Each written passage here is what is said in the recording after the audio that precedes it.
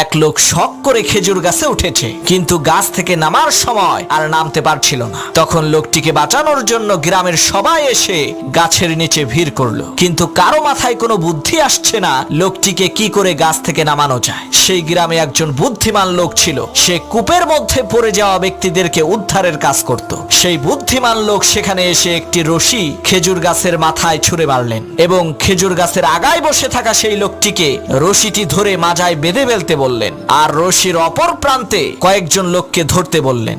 বুদ্ধিমান লোকটির কথা মতো তারা রশিটিকে ধরলেন। হঠাৎ করে সেই বুদ্ধিমান লোক বলল, এখন টান মারো। লোকেরা রশি ধরে টান দিল, সাথে সাথে সেই খেজুর গাছে থাকা লোকটি মাটিতে পড়ে মারা গেল। তখন গ্রামের লোকেরা বলল, আপনি এটা কেমন কাজ করলেন? লোকটা মরে গেল। তখন সেই বুদ্ধিমান লোক বলল, ভাই, এটা লোকটার কিসমতের দোষ, আমার কোনো দোষ নাই। এই একই টেকনিক খাটাইয়া অনেক মানুষকে আমি কুয়া থেকে বের করেছি।